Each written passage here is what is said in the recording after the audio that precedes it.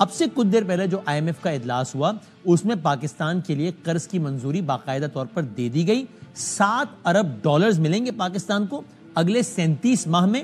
پہلی قسط مل جائے گی 30 ستمبر کو جو کہ تقریباً ہوگی 1.1 ارب ڈالر کی. IMF نے پاکستان کے لیے 7 ارب ڈالر کے بیل آؤٹ پیکج کی منظوری دے دی ہے اور اس کی مدت جس طرح ہم نے عرض کیا ہوگی 37 ماہ.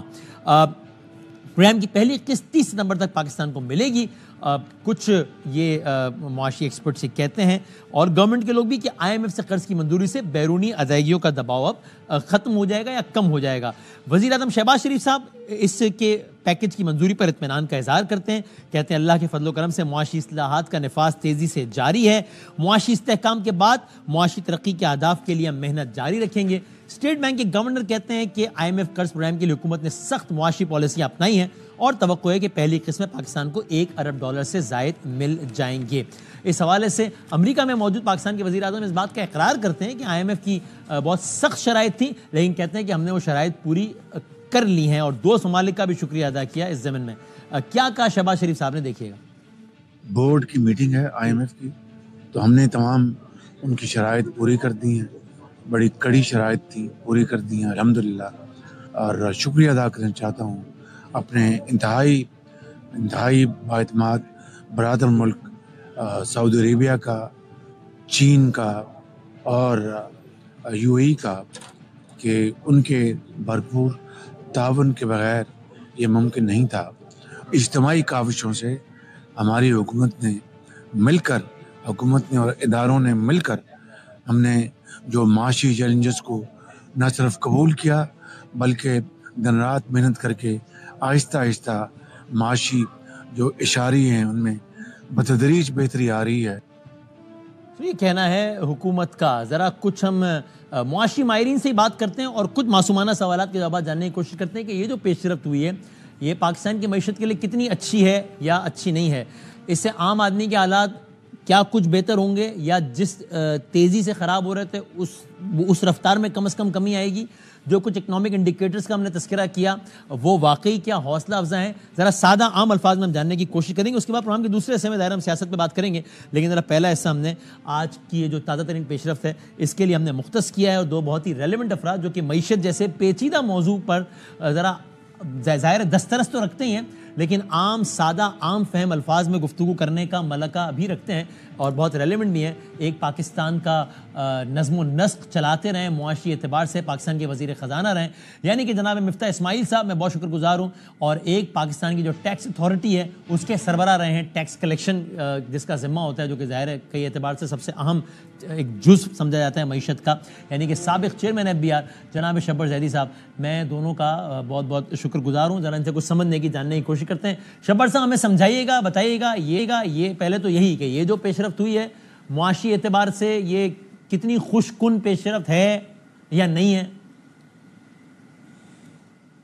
بسم اللہ الرحمن الرحیم. وسیم بدامی صاحب، یہ جو IMF کا پروگرام یا IMF کا جو ہمیں سپورٹ ملا ہے یہ پاکستان کی معیشت کے لیے ضروری بھی تھا اور پاکستان کی معیشت کے لیے خوش آئند بھی ہے. یہ پاکستان کے لیے بہت میرے حساب سے معیشت کے لیے یہ ایک اچھا قدم ہے. مگر یہ بات ہمیں بالکل اپنے ذہن میں یہ صاف رکھ لینی چاہیے جو ہم بعض دفعہ اس کو اگنور کر دیتے ہیں کہ دنیا کے کسی بھی ملک میں کسی بھی معیشت میں IMF پروگرام معیشت کی بحالی کے لیے نہیں آتا بلکہ وہ معیشت کی جو دگرگوں حالت ہوتی ہے یا جو معیشتیں اپنے ڈیفالٹ کی طرف بڑھ رہی ہوتی ہیں ان کو سپورٹ دینے کے لیے آتا ہے.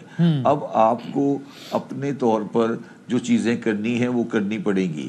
دوسری بات یہ ہے کہ IMF کا جو پروگرام جب بھی ہوتا ہے وہ اینٹی گروتھ ہوتا ہے.